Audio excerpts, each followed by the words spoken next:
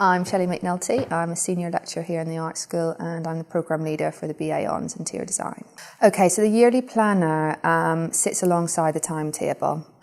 It's not as nuanced as the timetable in terms of it doesn't have room numbers and unit codes.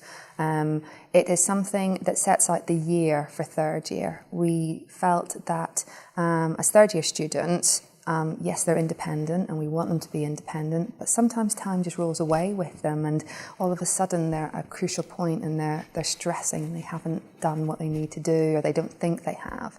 So we felt that with the planner, we could really start to talk to them in September where they need to be in June. So it's always going through the year with your head up rather than kind of getting your head down and getting lost.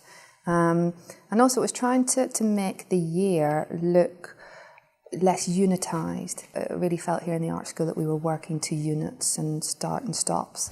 And so, yeah, it was about blending all the units together and they could see how their work became one big practice. The L6 diet sits alongside the planner and basically it's where we take each of the learning outcomes for each of the units and we actually tell the students what that might be. And it's one of those things that you think, gosh, that's not difficult to do, and sometimes the learning outcomes are in quite academic speak, so we just thought, why are we bamboozling them? Just tell them. If we're expecting them to do something, just tell them.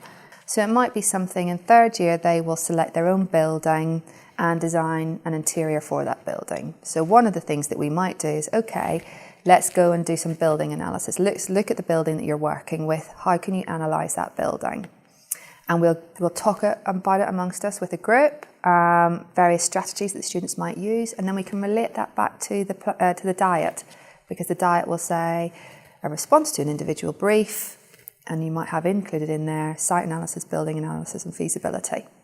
And basically we just relate each of the learning outcomes to the whole year. So yeah, the two are to be read in tandem together. We use it every week in housekeeping sessions, so we have a weekly housekeeping that never changes, and we bring it up every week and we say, here we are on Monday the such and such, what have we got coming ahead, where do we need to be, what are we trying to achieve, and because there's, there can be deadlines coming at once, and it's just getting students to be aware of that and try to plan their time better.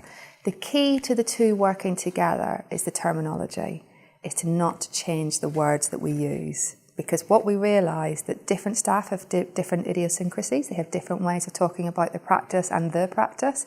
So we decided that we would all use the same words. And this was a really good way of doing that. So having the planner and the diet, we made sure the terminology was the same, and so therefore the students weren't being confused when we were asking them to do something. The key benefits for students is knowing what's expected of them. It's very clear, it's incredibly transparent. I think it's very fair as well, that every student knows what's expected of them at what time. We have the housekeeping sessions where they're really free to ask questions about anything in the planner, anything that's coming ahead, and it helps them be organised and actually, commit to third year in the best possible way.